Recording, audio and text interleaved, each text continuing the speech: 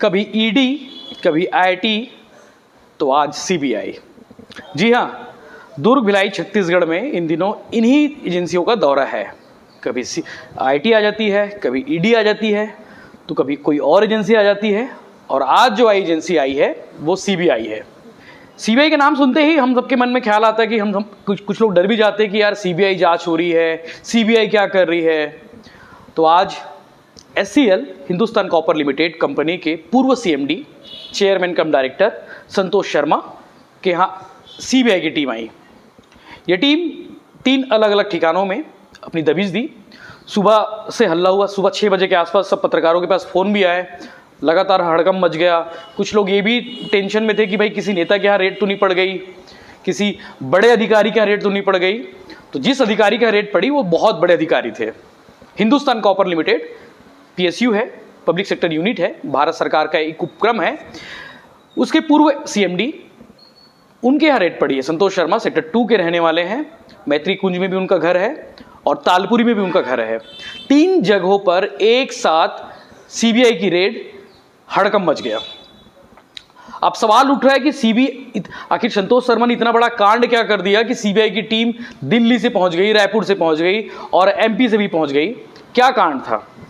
तो उस कांड के पीछे की कहानी हम आपको बताते हैं कि आखिर सीबीआई इतने दूर से दौड़े दौड़े सुबह सुबह संतोष शर्मा के घर पे क्या कर रहे हैं आई, और क्या ढूंढ कर लेकर गई।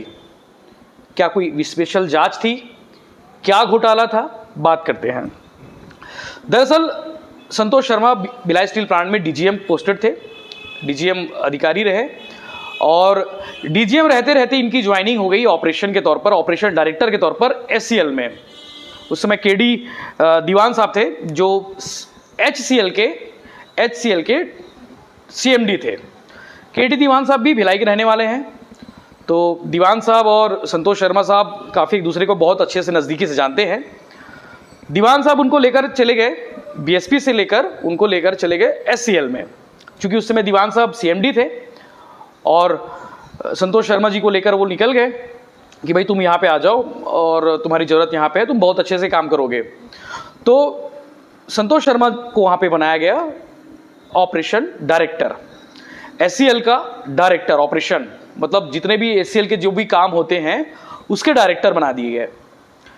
बहुत अच्छा काम रहा, बहुत अच्छा परफॉर्मेंस रहा। फिर अगली बार दीवान साहब की रिटायरमेंट की बारी आई।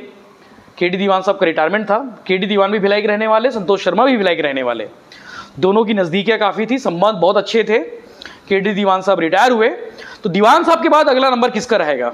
तो सवाल था कि लेकिन दीवान साहब ने पहले से तय कर रखा था कि संतोष शर्मा को मुझे सीएमडी बनाना है, मतलब उनके नाम की अनुशंसा करनी है।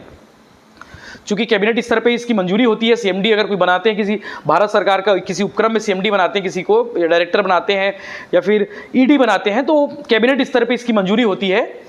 तो जो पर्सनल जो विभाग है, कार्मिक विभाग, उन्होंने सिंगल नाम अनुशंसा भेजी संतोष शर्मा की। 2017 में संतोष शर्मा सीएमडी बन गए एचसीएल के। ये बड़ी बात थी उस समय, हम सबने स्टोरी की थी, अखबारों में बड़ी बड़ी खबरें छपी थी। छत्तीसगढ़ का माटी पुत्र एचसीएल का सीएमडी बन गया, चेयरमैन कम डायरेक्टर बन गया। यहां तक कहानी समझ आ गई होगी आपको कि 2017 में सीएमडी बन गए। 17 के बाद जो कहानी शुरुआत होती है, बालाघाट में मलाज खंड करके एक जगह है, वहां पे एचसीएल की एक यूनिट है। एचसीएल वहां पे एक यूनिट डाल रही है सोना खोदने के लिए, मतलब कि सोना की सर्च करने के लिए।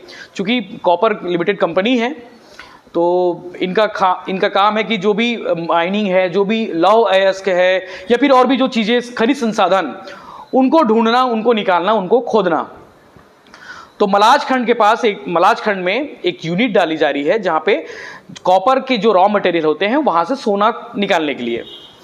बड़ी कंपनी है, बहुत बड़ा प्रोजेक्ट था।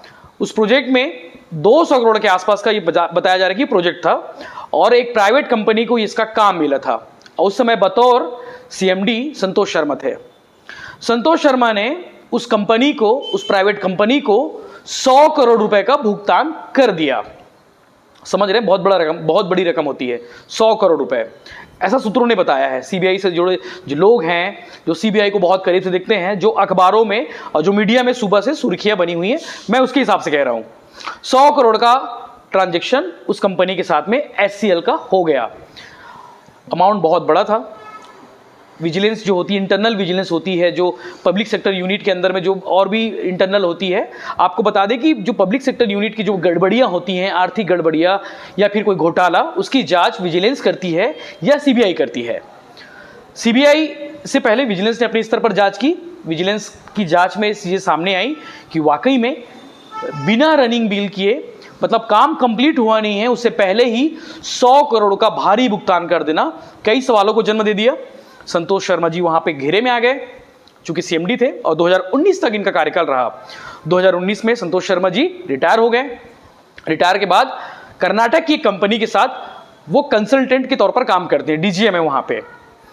तो ये आरोप लगे थे शर्मा जी के ऊपर, संतोष शर्मा के ऊपर, कि उन्होंने 100 करोड़ भुगतान के लिए बड़ी रकम कमीशन के तौर पर लिए।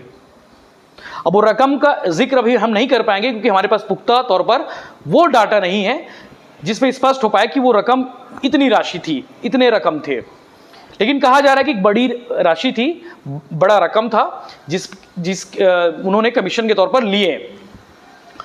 100 करोड़ पेमेंट हो गए। जांच हुई, जांच में स्पष्ट हुआ कि जिस कंपनी ने काम अधूरा छोड़ दिया उस प्राइवेट कंपनी को 100 करोड़ का भुगतान क्यों कर दिया गया। उसी की जांच करने के लिए CBI की टीम आज सुबह सुबह भिलाई सेक्टर 2 एवेन्यू D, जहां पे उनका घर है, जहां पे रहते थे पहले, मैत्री कुंज, रिसाली और तालपुरी, ये तीनों इलाके काफी रिहायशी हैं और यहाँ पे बड़े बड़े अधिकारी रहते हैं, बड़े बड़े लोग रहते हैं। तीनों जगहों पर एक साथ दबिश दी गई और दबिश देते ही टीम ने अपनी कार्रवाई शुरू कर दी। सेक्टर 2 में कम से कम 6 से 7 लोग थे, उसमें से 3-4 महिला अधिकारी भी थी। वैसी मैत्री कुंज और तालपुरी, हर जगहों पर कम से कम 7-5 अधिकारी मौजूद थे जो CBI के अलग अलग विंग से थे, अलग अलग अधिकारी, अलग अलग यूनिट के लोग थे।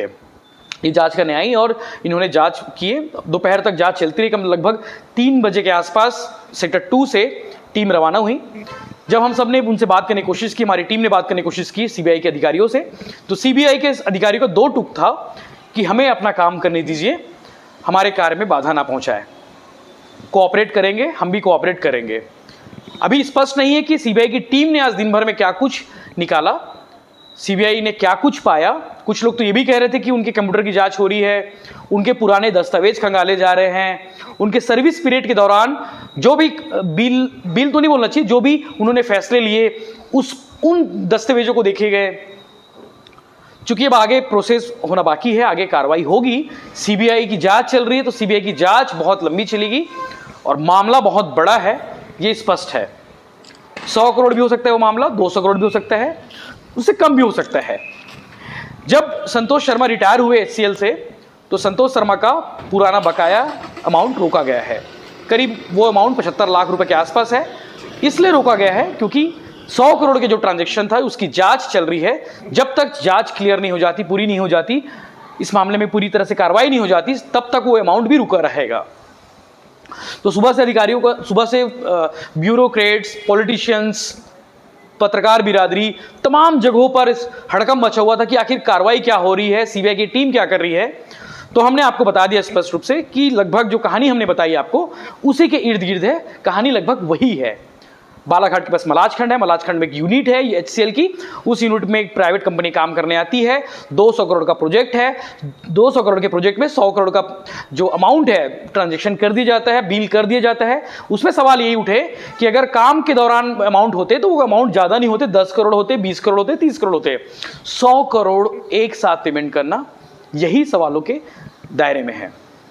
तो आशा करते हैं कि आपको ये कहानी समझ आई होगी कि आखिर CBI की टीम भिलाई क्यों पहुंची थी, आपको लगभग समझ आ गई होगी।